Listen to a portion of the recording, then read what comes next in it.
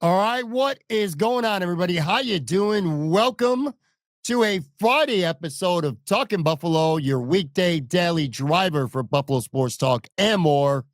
My name is Patrick Moran. Big thank you to everyone out there, as always, for watching, for listening, for following, for subscribing. I appreciate you guys very, very much. Today's episode is sponsored by Sunny Reds, 1841 Abbott Road in sunny Lackawanna, quite literally just minutes down or up the road, depending on which way you're going, from Highmark Stadium. Some of the best wings you'll get anywhere in Western New York. Great food, great vibe. Just a good time, good place to be at. If you happen to be in that area, they are a big, big supporter of this show, and I love that place. Make sure you go and check them out. All right, this is Friday. This is our Bills, Broncos, playoffs. I love that word. Playoff preview, keys to victory, bowl predictions. Same format as we've been going with all year, with a caveat here, a bonus, so to speak. In just a minute, I'm going to play a interview that I just wrapped up, 23-minute interview with NFL insider Benjamin Allbright. Of course, Ben is based in Denver. He knows that team intimately as well as anybody. So we spent some time talking about the Broncos, and I wanted to get some insight from somebody who would know from more of a Denver perspective. We spent some time talking about that team, the emergence of rookie quarterback Bo Nix, what Ben thinks of him this season. We talk about that front four that Denver has that has been lethal. The Broncos have led the NFL in sacks all year, so we talk about that. Some X factors into this game, some big concerns that Ben would have from a Denver perspective. And then we also spent some time talking about Joe Brady. Will he get an opportunity to be a head coach this head coaching hiring cycle?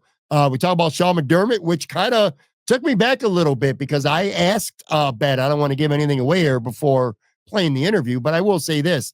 I asked Ben about pressure on Sean McDermott, not pressure in terms of him being fired this season if the Bills were to go out and lose at home in the wildcard round this year, but in terms of reputation, maybe street cred around the league if the Bills were to drop this game on Sunday, what he thought.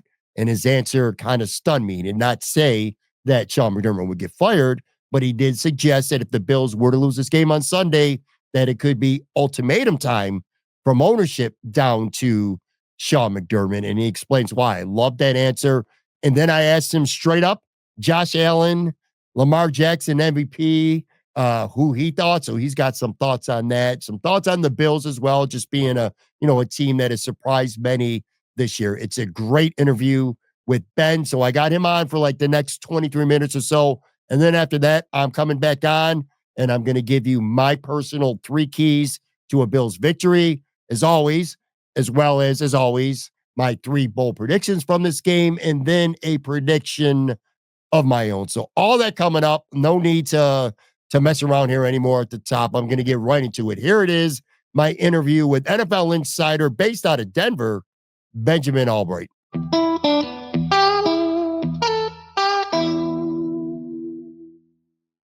All right, as promised, right now I am joined by Benjamin Allbright, radio host, reporter, based out in very snowy Denver right now. Respected NFL insider.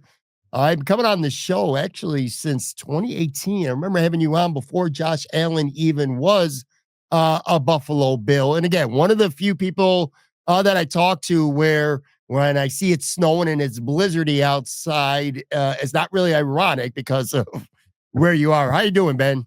Good to have you on. I'm doing pretty well. Good to be back.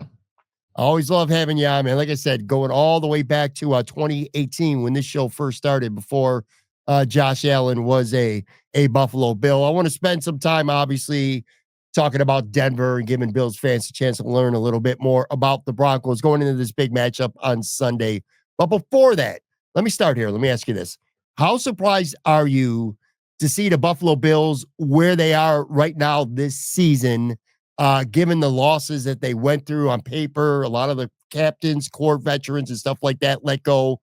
during the offseason and, the expectations that many, many people had in the spring and the summer going into this year, being a transitional, maybe even a rebuilding type year for the Bills. That's what a lot of people thought anyway. How surprised are you personally to see the Bills where they're at right now? Well, I mean, I did think it'd be a bit of a transitional year, but I'm not surprised that they made the playoffs. Maybe a win outpaced on the expectations as far as that kind of stuff goes. But overall, I mean, it's a good football team with lots of talent on it. Even going through a transitional year on the defensive side and overhauling some things here or there as you move on from Stephon Diggs. I think that's addition by subtraction. End of the day, I think Josh has gotten a better idea of spreading the ball around rather than trying to force feed Stephon Diggs. I think that's made the offense better. So, I mean, look, the Broncos are a team that people had low expectations for. I mean, the sports books were 5.5 win total for them, and I said that was absurd. The same thing with Buffalo. People who are thinking, a sub 500 season, that's just stupid based on the division and the players that they have. So, not shocked. Maybe a little surprised they're at the 2 seed, that kind of thing. But I mean, certainly not shocked. Conversely, in this division, you mentioned the division. How surprised are you that the New York Jets this season completely imploded? I mean, I looked at power ranking after power ranking after power ranking. They were top 5, top 7 in almost every power ranking going into the season. Miami, another losing season. Now, Tua obviously getting hurt had plenty to do with that. But how surprised are you to see the Jets and Miami kind of implode this season and kind of like the Bills almost have a free walk to another divisional title? Not very. I mean, Miami was basically a 500 team with Tua in there anyway. It wasn't like they were sitting out there blowing the doors off. We'll see after they reset. This season, we'll see where they're at. Not at all surprised with the Jets implosion, especially after they fired Robert Saleh. Robert Saleh was kind of keeping a lot of that afloat. People don't realize they blamed him for everything because that's what happens. When players do well, they get the glory, and when they don't, coaches get the blame. And so that's sort of the thing. I think Robert Saleh, if they'd let him or given him the opportunity to turn it around this year, I think the Jets would have been a more formidable team. But moving Ulbrich out of the DC spot into the head coaching spot after you got rid of Saleh, well, that decimated your coaching side of the defense there. And then Todd Downing is not an improvement from Nate Hackett. They're both bad offensive coordinators. So not surprised by the Jets at all. What is the vibe right now in the atmosphere in Denver? And I'm not talking about right now in this minute as you're going through a blizzard, but the general vibe and atmosphere when it comes to football in Denver. This is a very storied franchise. It's been in 8 Super Bowls. They've won 3 Super Bowls, but haven't made the playoffs since 2015 when they won a Super Bowl, which, fun fact, for most people would know this, but some might not, is Von Miller not only was a Denver Bronco, but he was actually the MVP of that game. He had 2.5 sacks, 2 forced fumbles. Just a great game for Vaughn, winning MVP. But just the vibe. I mean, obviously, Bills fans know what a drought is. 17 years. It hasn't been one that long for Denver, but even being a storied franchise, what's the vibe, the atmosphere in Denver right now, getting ready for their first playoff game in a lot of years? Well, I think it's elation that they made the playoffs for the first time in forever. Broncos fans certainly aren't used to that level of not having success. During the Pat Bowlen years, they had more Super Bowls than they did sub 500 seasons. So, certainly a team that has a storied franchise. When I was growing up, I lived in Kansas City for a large portion of that. I saw that from the opposite side of the house, where the Broncos were so dominant in Kansas City. It was like, what we got to do. And then over the last decade, as I've been in the Denver market, you kind of seen a franchise that's like, well, wait a minute, we're supposed to be running this division. Who's this Patrick Mahomes, Andy Reid thing coming along? And what do we got to do? And I'm like, that's what that looks like from the other side of the coin.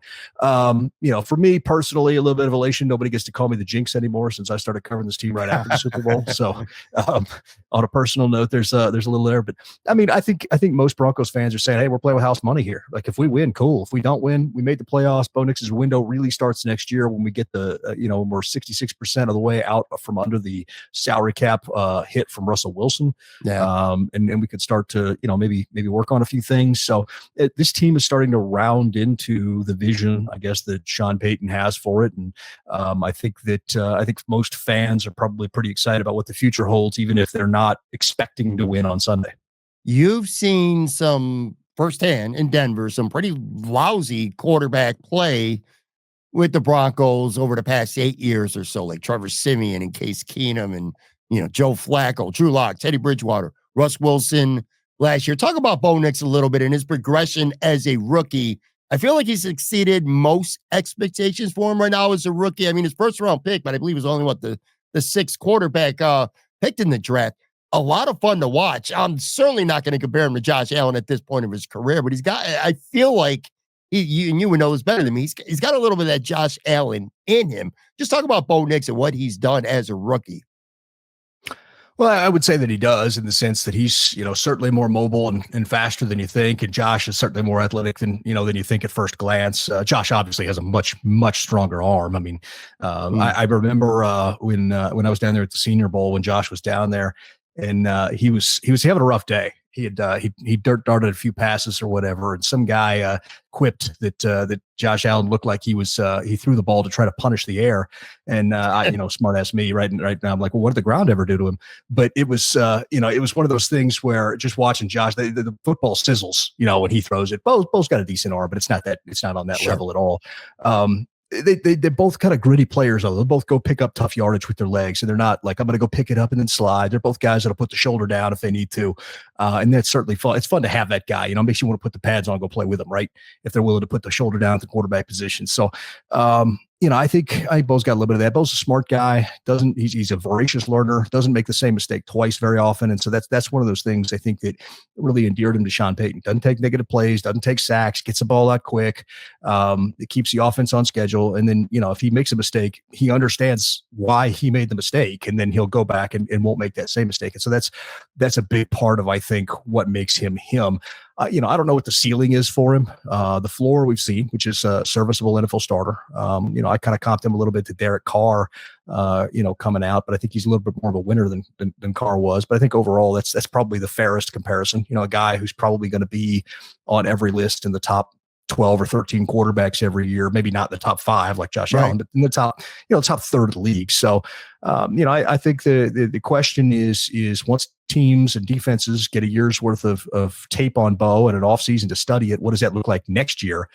Because he snuck up on people this year, right? Nobody expected much out of him. So it's going to be interesting to see sort of if he has a regression, sort of the CJ Stroud effect, right? Where you get a bunch of tape on a guy and you get a bunch of tape on an offense and you kind of know how to attack it. We saw the Texans kind of drop off this year.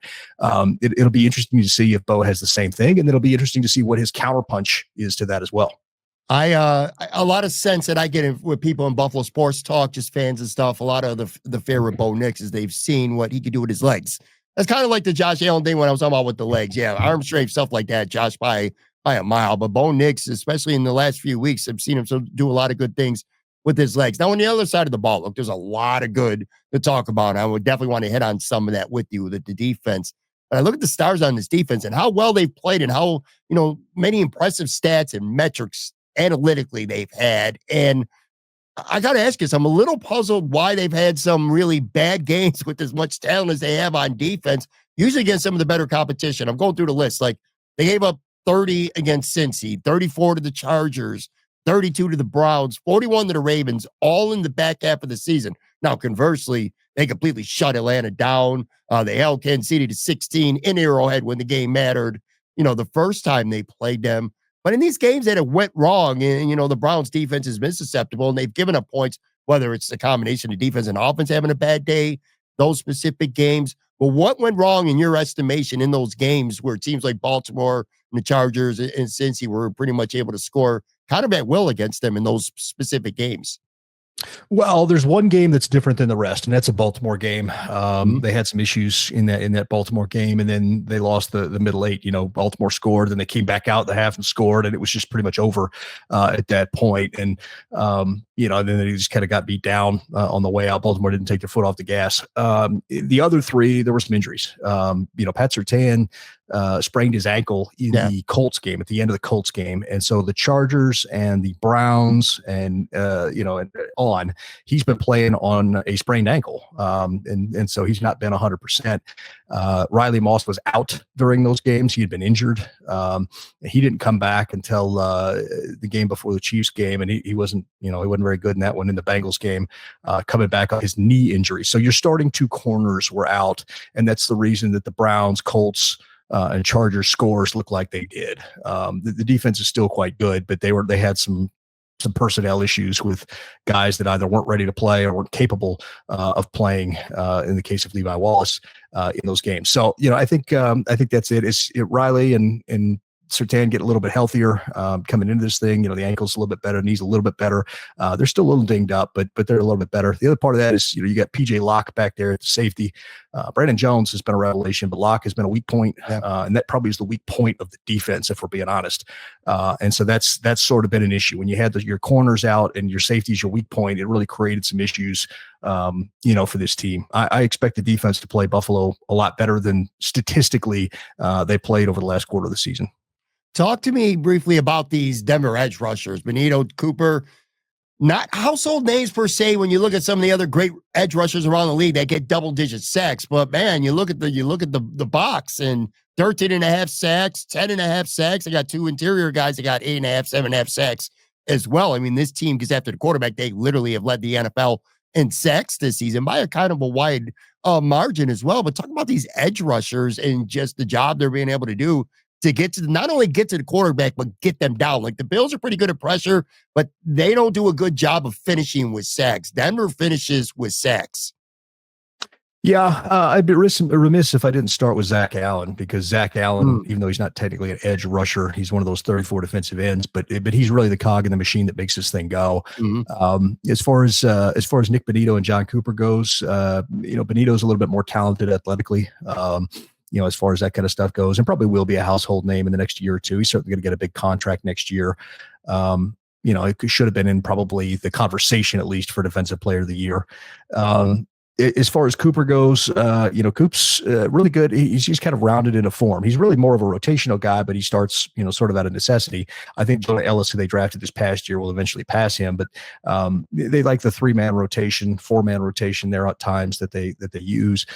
Cooper's a little bit better at setting the edge in the run game, but Nick Benito's gotten to that point finally, and so that's why he's on the field more. But used to just be a passer, a specialist, and now he's kind of evolved into an every down guy.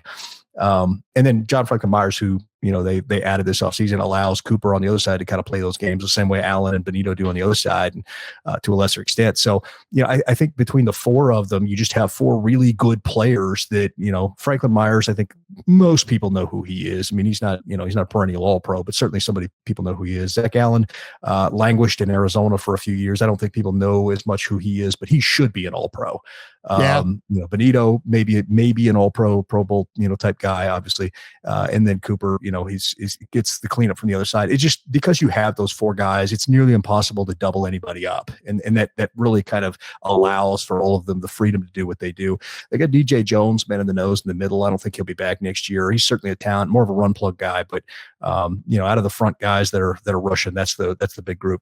What a low-key fleece that Denver got with the Jets on that trade during the offseason. Whatever, that has really worked out well for Denver. If you're a Broncos fan, what are you most concerned about going into this game, going into Buffalo wildcard round as a number 2 seed? Like you said, you're playing with house money. I mean, I understand all that, but there's a lot of people out there that think Denver's very capable of winning the game, including myself. But if you're Denver right now, like, what are you most concerned about? Like, what is your biggest concern going into this game from their perspective? Well, I think it's twofold. One, Bo has not really played against a defense that plays the style you guys play. You guys have your roots in the Tampa 2. It's about a quarter of your coverage is Tampa 2. And Bo hasn't really seen that. We saw a few snaps of that, I guess, when Indy was there, and he did not play well against Indy. That's the closest defense to you guys in terms of style, maybe not talent, but in terms of style that the Broncos played, and he did not play very well against Indy. So that the style of defense that you play, in terms of Bo understanding it, having had exposures to it, he didn't see Tampa 2 in college. You don't see Tampa 2 in college very much, and so he just doesn't have much exposure to it. Not that you guys are going to be in Tampa 2 the whole time, but it's your primary coverage. And then, running the football. Sean Payton has not shown a commitment to running the football. He rotates the backs out too often. He'll get away from the hot hand, that kind of stuff. And from looking at the tape and watching Buffalo this year, I would say that's how you got to beat them. You got to be able to wear down that 8-man rush that you got. You guys send that rush in waves. And in order to beat them, you got to wear them down with the run game. Well, the Broncos have not been good at sticking to that. And they've not been authoritative in it either. The run game hasn't been particularly good. So those are the two main glaring issues I see on the offensive side of the ball. On the defensive side of the ball, I like the matchups. Surtain will get, it's not, Surtain's not going to shade your number one. It's not how the Broncos play defense. It's a field boundary situation. Surtain will be on the one side, Moss will be on the other. You'll see him move a little bit, but most of the time, Surtain will be on one side, Moss will be on the other, McMillian will be in the slot. That matchup with Shakir and McMillian is going to be interesting. Jaquan's our second best corner. Moss is really the third best corner, but that matchup will be interesting. And then PJ Locke, how often can you take advantage of that safety back there, who's either going to be single high or in a robber zone? He'll be single high when Brandon Jones comes down to the box. And so how often can you take advantage of that? There'll be some interesting matchups because you'll see Surtain on the tight end at times. If you guys shift the receivers, how Brady likes to run those bunches, you get the receivers to one side, you get the tight end on the other. You'll see Pat Surtain take on the tight end. And so that's going to be kind of interesting too, as to, how that stuff works out. But my biggest concerns overall are, in the run game on the offense, like I said, and then, Bo's ability to dissect cover two, because it's not really been his strength and doesn't have a lot of exposure to it. And then, PJ Locke and being a weak link on the defense. Your take on the running game really resonates with me because watching the Bills obviously all season, it's been one of the things that's befuddled me the most. Opponent after opponent after opponent has had early success with the run, and for whatever reason, they seem to get away from it and don't run the football enough on Buffalo. I definitely think that is a formula to beat the Bills. Quickly, give me an X factor for the Broncos going into this game. Maybe a guy who's not, not Bo Nix. Obviously, he's not going to be an X factor. Everyone already knows, or Surtain. Give me an X factor for Broncos. For the Broncos that Bills fans need to be very wary of going into this game. Marvin Mims, 100%. They finally, midway through the season, this coaching staff finally realized, oh yeah, we have this guy. We should probably put him on the field since he's the most explosive guy we have. He's going to the Pro Bowl as a punt returner. He's the leads, in average there. You want to punt away from him. He is dangerous. And then, he's got wheels. He's got speed. He'll beat you. He knows how to hit the post between the safeties. In fact, we saw that Cincinnati game. I think we saw him go right down the seam on the Cincinnati game. Hit that post between the safeties and split it too high coverage. So, he knows how to do those kinds of things. He's his best going vertical. And then the other one would be the third down. Devon Vele when he comes in. Vele is kind of taken on the abdicated Tim Patrick role here in Denver, and that's just being a third down guy. He's our most efficient receiver by far. He's kind of a Cortland Sutton clone in a lot of ways, but he doesn't get as many reps as Cortland does. But Vele and Mims are the two I think I would keep my eye on in this one. You get down near the goal line, and how you guys like to use Mac Hollins near the goal line. You get down there, and all of a sudden Hollins is a weapon. Nate Atkins, who's kind of a fullback or H-back for the Broncos, they love to use him down there near the goal line, so keep your eye on that. Pressure on Sean McDermott. Let me ask you this from a national perspective. How much pressure is on Sean McDermott to win this game and not lose in the wild card round? And I'm not talking about job on the line kind of pressure. Sean McDermott is not getting fired. The Bills, I think, he lose by 30 on Sunday, and he's keeping his job. But maybe in terms of reputation, credibility, how much pressure is on Sean McDermott to get out of this first round after a 8-13 win season? I think there is an ultimatum on him if he loses. I think if he loses this game, I think there's an ultimatum on him going into next year. You've got to be in the AFC Championship or better, or you're gone, or we're scrapping this thing. Because I think you've reached that plateau. I think you've gotten to the point with Sean McDermott where you're like, first of all, you should be Buffalo fans should be thankful, very thankful for Sean McDermott. He rescued them from the culture that they had, which was had been an abysmal loser for years, right? Sure. And gotten them back to the heights of where, Buffalo football being good is good for the NFL. I remember when Buffalo was going to straight Super Bowls, that kind of stuff. Even if they lost them, Buffalo being good is good for the league. But it had been a while. And, Sean McDermott absolutely dragged you out of that. But I'm not sure that he's the guy to take the next step. And that's sort of the thing. You need to know. It's kind of like the Broncos right up to before their Super Bowl. John Fox took them out of the post-Shanahan doldrums and the mess that Josh McDaniels had made and restored them to winning. And they got back to winning. They were a playoff team, that kind of stuff. But they just couldn't get over the hump to get in there. So they got rid of him. They brought in Gary Kubiak, and boom, you got right to the Super Bowl. And there you go. So there may be a situation or a scenario, or especially if they lose this game, where front office ownership huddles up, puts an ultimatum on them, say, look, here's the expectation. You've gotten us here. That used to be good enough. Now it's not. Now good enough is winning Super Bowls. We need you to take that next step. If you're unable to do that, we'll find someone who can. Two quick more things, and we're out of here. One, Joe Brady is interviewing for head coaching jobs. Bill's offensive coordinator Do you get a sense that he could end up getting one of these head coaching vacancies? I mean, the Bills' offense looks really good. He's young, he's 35, but he's no head coaching experience. Didn't do so well as coordinator in Carolina. What are you thinking of Joe Brady's chances? Is there a real chance you think he can get one of these jobs in this cycle? Well, nobody did well at Carolina. I mean, Baker and Sam Darnold are having career years now, but they get out of there. It's funny. It's true. Carolina's like a black hole for bad football. I think New Orleans might be in play there, although I think that job's going to go to Aaron Glenn. If Glenn were to take, for instance, like the Jets job, then I think Joe Brady would be very much in play. Beyond that, he'll interview a few places. I don't believe he'll get any of the other jobs. All right, last question, then I'm going to let you go. And I wanted to save this one for last because I could get deep into the weeds with this, and I know we can't do that today. MVP. This is the big thing here. Ravens, Bills, it is literally the rage. In fact, I would still say even days before this Broncos playoff game, Josh versus Lamar, people making their cases, whatever, for MVP might even be more the rage than this actual football game going on Sunday. Potentially, we could see them both on the field a week or so, or a week and a half from now. We'll see how that plays out. But in your opinion, your honest, objective opinion, who's the MVP of the season this year? You can make a strong case, obviously, for either, but who's yours? Right. I think there's 4 people you can make a strong case for, believe it or not. But I think there's 2 that are obvious.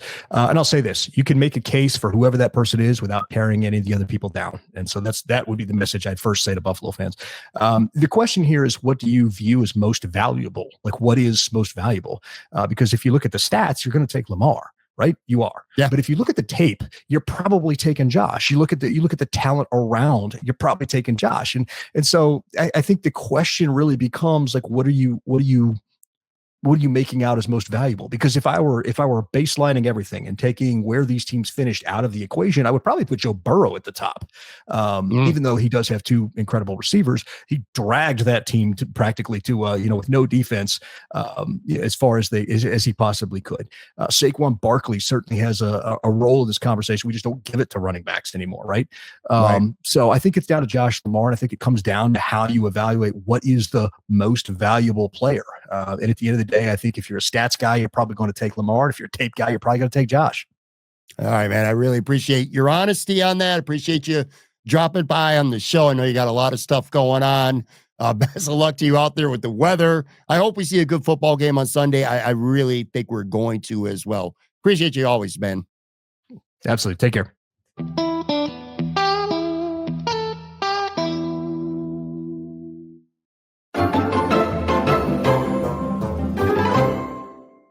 All right, one more time, a big thank you to Benjamin Allbright.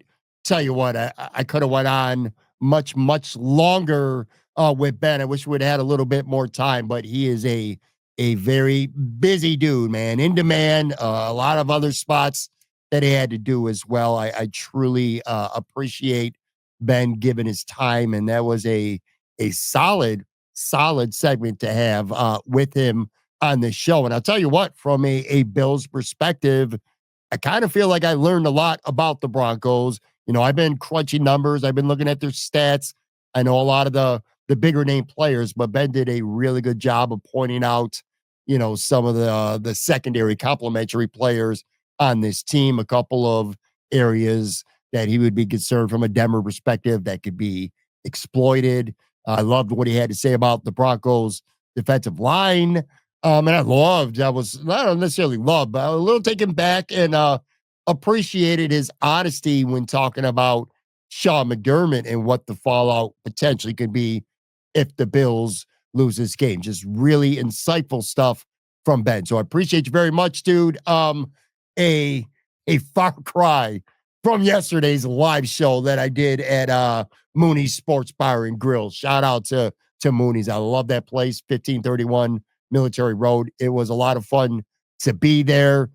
Great food, great vibes. But I'm talking about the show itself. My guy, Tone Pucks, man, if you want to go back, you want to watch, I'll say it kind of a train wreck of an episode, which in itself could be very highly entertaining. This was, if you like that kind of stuff, have at it. It was quite the experience, quite the hour or so for me on Wednesday night for Thursday's show. But go check that out. But not quite the same as you're listening to. Little less chaotic here on Talking Buffalo on this Friday episode. But anyway, again, thank you very much again, Ben Allbright. Want to get to what I usually do to wrap up these shows. Usually I'll talk about the opponent. Fortunately, Ben did a really good job with that. We already know the Bills don't have any injuries other than Brandon Condrington, who doesn't look like he'll be able to be the Bills kick returner. But aside from that, looks like it'll be full strength going into this game. As always, I want to point out my three biggest keys to a Bills victory, 3 bowl predictions, and then end this bad boy with my game prediction. In terms of the keys, the first one, I hit on this a little bit throughout the week, but I just want to emphasize this because I think it's critically important for the Bills, and that's tackling from the defense. The Broncos are going to throw, and Ben talked about this earlier in the show. The Broncos are going to try to run the football, absolutely are going to try to run the football. They're going to throw a lot of short passes, a lot of intermediate stuff. They like to throw screens. In fact, they have thrown screens the third most of any team in the NFL. So their plan is to, besides running the football, get the ball to playmakers, guys in space, make people miss, and get a lot of yards after the catch that way. They're going to do whatever it takes to try to sustain possessions in this football game, which makes sense. Their goal should be to shorten this football game a little bit. You know, Bo Nix is a good quarterback, strong rookie, should get much, much better, and he's pretty damn good right now. But he ain't Josh Allen. You know, this isn't Kansas City or Baltimore playing the Bills where, hey, my quarterback is as good or better than yours. At least that's the mentality from those organizations, Lamar Jackson, Patrick Mahomes, etc. You don't want Bo Nix and Josh Allen going toe for toe. At least I don't think that would be what Denver wants. So I feel like they want to sustain possessions, shorten this football game a little bit, keep Josh Allen off this field as much as possible. The Bills have to be defensively really, really good at flying to the football, and not just flying to the football, but finishing with tackles. Matt Milano, Terrell Bernard, 2 good linebackers, at times great linebackers. But even when they're at their very best, they can be kind of iffy tacklers. You know, Teron Johnson, kind of like the same deal, as great as Teron Johnson is. These guys up front, especially the defensive line, they got to wrap up, they got to bring down. Missed tackles is not something that the Bills can have a lot of on Sunday. And it's not even just tackling the guy with the football after a catch or running the football. I'm going to go further and say that also includes the opportunity that's going to be there to bring down Bo Nix for a sack at least a couple times throughout this game. You know, I think overall, the Bills have been better at tackling this year than the last couple seasons, but still, I wouldn't go as far to call tackling a strength on this football team. So I think it's going to be critical to get off the field a few times because, you know, on a 3rd and 8, Denver throws the ball 4 yards and you come up and you make the play and you force a punt. That's going to be a way to get Denver off the field, especially if it's going to be a day where like takeaways aren't happening. Talked about it earlier this week, not really so much on this show, but the Bills have been the best in the NFL at getting takeaways. Their turnover margin is the best in the league. But I don't know that that's sustainable for a potential 3 or 4 week playoff run. You can't count. You hope you can, but you can't necessarily count on getting 2, 3, maybe even 4 turnovers in a game from your opponent. At some point, you just got to play big boy ball, get off blocks, get a guy in the open field, and make a tackle. So I think tackling is going to be critically important. My second key is the Bills' offensive line playing up to the standard that it has been pretty much all season long. I think the Bills' offensive line has been consistently good all year. It has been remarkably healthy for a second straight year. Spencer Brown missed 1 start against the Chiefs. Aside from that, it's been the same 5 starting every game for the Bills, with the exception of the finale when a bunch of starters sat. But anyway, this line's been consistent. Continuity has been good. Josh Allen has only been sacked 14 times this season. Conversely, the Denver Broncos lead the NFL with 63 sacks. It's like something's got to give there. And we know all about the great pass rushers that Denver has. Ben talked about it earlier. Benito's got 13 and a half sacks. Jonathan Cooper's got 10 and a half. Zach Allen is a beast, 8 and a half. John Franklin Myers, who, as I said during the segment with Ben, the Jets got fleeced in that Denver trade during the offseason. He's got 7 and a half. That's 49 sacks just among those 4 dudes alone. So the Bills' offensive line is going to have their hands full in pass protection. Now, obviously, pass protection is a huge factor for the Bills, but so is run blocking as well, getting some holes in the running game going. You know, everyone's talking about Denver needs to run the football to keep Buffalo off the field. Well, Buffalo likes to run the football to really set the tempo for what they want to do during the football game. So the blocking for the running game needs to be strong, especially on those early downs, so that you're not facing 2nd and 9 or 3rd and 7, you know, for a majority of the football game. And that's not going to be easy to do. Denver statistically has been great. Again, the Broncos have allowed 3.9 yards per carry rushing this season. That is second best in the entire NFL behind only Baltimore. So, you know, some of the stuff is going to be on Brady. You know, it's going to be schematic based and coaching and play calls and things like that. And that certainly matters. But at the end of the day, this is just man-on-man winning your battles. So the Bills' offensive line is going to be a big key. And then my third biggest key, and by the way, you could probably come up with 7 or 8 of these pretty easily, but I limit to 3 each episode here, or each week, I should say. My third one is this: not repeating last year's Denver's game wackiness. All right, so the Broncos came to Buffalo on Thursday Night Football last year in prime time. The Bills, on paper, were certainly the better team, just like this year. But everything that could kind of go wrong that would lead you to a loss last year happened for the Buffalo Bills. James Cook lost the fumble on the first drive of the football game, and then he took a seat on the bench for the rest of the first quarter. Now, James Cook has not lost a fumble this entire season. In fact, he has only fumbled 1 time this entire season, and he was very, very mad at himself over it. But anyway, Cook fumbles on the first drive. Second drive, Gabe Davis has a pass go right off his hands that goes for an interception. Josh Allen lost a fumble that game. Josh Allen also had a pretty terrible interception a couple drives before that in the second half. So there's all that. There was some like head scratching defensive blitz calls from Sean McDermott, who called plays last year near the end of the game, back-to-back blitzes that kind of set Denver up for an opportunity to win the game with the field goal. And speaking of that, all that shit aside, the Bills still had the game won, but they gave Denver another chance. So Denver missed a field goal, as we, many of us, I should say, remember. A lot of us would love to forget that game. But Denver tries to kick a 41-yard field goal. It goes wide, but there's a flag on the play. Leonard Floyd did not know that the Bills were switching. This also was a coaching issue again, and there was too many men on the field for the Bills. So they got another opportunity, Denver, make the field goal, win the game. You know, the Bills have had 8 turnovers for this entire 2024 season. That Denver game last year, they had 4 just in that game alone.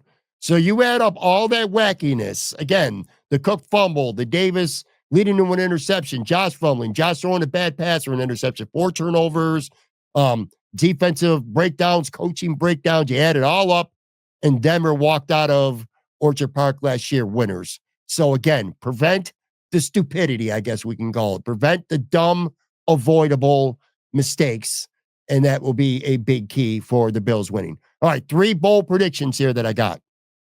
1, Ty Johnson. I mentioned him on the show yesterday. I'll say it again. Ty Johnson is going to have a big role, I feel like, in this football game. I think he's going to see a lot of snaps for a couple reasons. Number 1, Joe Brady trusts him. That matters. 2, the Denver Broncos blitz a ton. I think it's like the 3rd most in the league this team blitzes. And Ty Johnson is far and away the best Bills running back pass blocker. So I think you're going to see a lot of Ty Johnson on the field. So being on the field gives him opportunity. And Ty Johnson's had some pretty big plays this year out of the backfield in the passing game. I remember what game? The Miami game where he cooked. He had Jalen Ramsey turn around into a pretzel on a play. So he's been a weapon at times anyway in the passing game. And I could absolutely see that. Plus, he runs the ball a handful of times as well. So whether it's a touchdown catch, whether it's a huge third or fourth down catch where the Bills really need to move the ball and they get a big play from Ty Johnson who sneaks out of the backfield for, a 20, 25-yard gain, something like that. Or maybe a combination of both. Maybe a, 20, 25-yard touchdown play, something like that. I think Ty Johnson is going to have a big, big role in this game. So that's my first bold prediction. Second one might not sound bold on the surface. He really hasn't done much this season, and it's been quite a while since we've seen him be an impactful player. But I think Matt Milano is going to get rewarded on Sunday for Sean McDermott's confidence in him. And what I mean by Sean McDermott's confidence in him specifically was going into that season finale against New England in Foxborough, where pretty much most of the starters didn't play at all. So Matt Milano came back. He played 3 games, injured his groin, came back and played 1 game against the Jets, where I thought it was the best of his 4 games. But you're still wondering, is there some rust out there? Does he still need to get reps and, get his timing down, improve a little bit? Sean McDermott emphatically said no. He did not play a single snap against the Patriots in week 18. That tells me that besides not wanting to get him injured, risk that Sean McDermott has enough confidence in him. Conversely, DeMar Hamlin played the entire game because Sean needed to see more from DeMar. Clearly, Sean has seen enough of Matt Milano to go forward. So that's what I'm talking about with the confidence. And again, 4 games, not by any means the old Matt Milano in any of them. And this is going to be the game, folks, with everything on the line where we see the best of Matt Milano. No hesitation, no thinking twice to get that arm up there to wrap on a tackle, worried about re-injuring it. I think we're going to see an old school, impactful game from Matt Milano that includes a turnover play that he's involved in. So a big game for Matt Milano, a much bigger role than most stake for Ty Johnson. And then my last bold prediction, which would not have been bold whatsoever if we were doing this back in September, but we're not. It's January. It's the playoffs, and it's this. Dalton Kincaid will lead the team in catches and maybe yards too. And I also think he scored a touchdown. This is the game with Dalton Kincaid that we have been waiting for pretty much all season long. Now, there's been a lot of talk, a lot of speculation that the Bills have been dialing things back, understandably so over these last couple of weeks because the AFC East was a wrap. The Bills knew they were going to be a 2 seed, so they haven't been showing their cards. Like, it's been a really quiet couple weeks for Khalil Shakir. Mostly because of that. A lot of speculation that, this is going to be the week where they really unleash Amari Cooper. Maybe they do as well. A lot of people are assuming that Surtain is going to be man for man on Cooper the entire game. Not the case. If you go back and you listen to Ben earlier in the show, he plays an area, boundary, situational football. He's not, following one guy specifically the entire game. Plus, that wouldn't work with the Bills anyway because they don't have that one alpha who, demands the football every week. It's with that everybody eats mentality, and it's been successful. So anyway, a lot of people think it's going to be Cooper. I actually think it's Dalton Kincaid. I think the Bills have been saving a lot for Dalton Kincaid. I think the way Denver plays defense, the way they rush, get rid of the ball quick, work in the seam, the middle, the slot guys, the middle of the field. I think this could be a very, very big game for Dalton Kincaid. So I'm going to call it now. Most catches on the team and a touchdown. I feel confident in that. Maybe not, but he'll be around there with most yards as well. So there you go. Ty Johnson, Matt Milano, Dalton Kincaid. Final prediction time here. And I'm being objective and I'm being honest. I really am. And sometimes it seems like I'm not, like I'm being a homer, I'm being a fan. You're not going to pick against the Bills, especially in the first round of the playoffs. Sure, you could say that. But look, the Bills are 13-3, okay? Denver's a 10-win team. This game's in Orchard Park, rookie quarterback. End of the day, I think the Bills win this game 30-20. I think the Bills are going to have a 1-score lead going into the locker room. Might be up by 7, 4, 3, something like that. But it's going to be a tight game with the Bills up going into the locker room. And I think they open us up in the third with a couple big plays, couple defensive plays, maybe a turnover, a sack, something like that, a couple extra possessions for the Bills. And I think the Bills are able to open up this game more in the second half. And I know the easy sentiment is to say the Bills, they can't start slow. I don't disagree. I don't want the Bills to start slow. Of course, it's important to start fast. But to me, if the Bills are up, I'm going to feel going into the halftime, if the Bills are up even by 1 point, or hell, you know what? Even if they're down 3, I still feel good about it. I just don't want the Bills to be, they play an awful half and you look, you're like, holy shit, the Bills are down 17-3 at the half. That's dangerous. Obviously, that's dangerous. That goes without saying. I don't think that's going to be the case, though. I think the Bills are going to play good enough to either, be right there or even up by score so at the half. And then I think it's going to be in the second half where they make the adjustments and put the clamps down and eventually put Denver away. Last thing here, I am steadfast in not looking ahead in the playoffs. And I do think, and I've said this several times this week, and I'll say it one more time, I think Denver is the best competition the Bills have had in the wild card round during this entire Josh Allen era. If you're not careful, Denver is absolutely capable of coming to Buffalo and coming out with a win. I don't think it's going to happen. I'm just saying they are very capable of it. I don't think Pittsburgh last year where Mason Rudolph was capable of beating the Bills. I don't think Skylar Thompson, even the going game ended up kind of close. I didn't think Skylar Thompson was capable of beating the Bills. I think Denver's capable of beating the Bills. So again, I'm steadfast. I don't want to look ahead at all in this playoffs. But man, oh man, it's crazy because crazy things can happen, but it's hard to not think about a potential Bills versus Ravens game in Orchard Park for the divisional round the following weekend. It would be epic. It would be epic. All this Lamar versus Josh talk, just a lot of hatred that has really developed between Bills Mafia and Ravens flock that I've seen on social media. It's wild. Plus, you got the two best quarterbacks this year potentially going head to head. Two great teams, two conflicting styles. It would be potentially an incredible game to witness and to talk about all next week. We'll see if that happens. But again, first things first, a tough task ahead with Denver this Sunday. Win or lose, I will be live talking Buffalo Sunday night, 9 p.m. Joe from Queens will join me. We'll go over the game.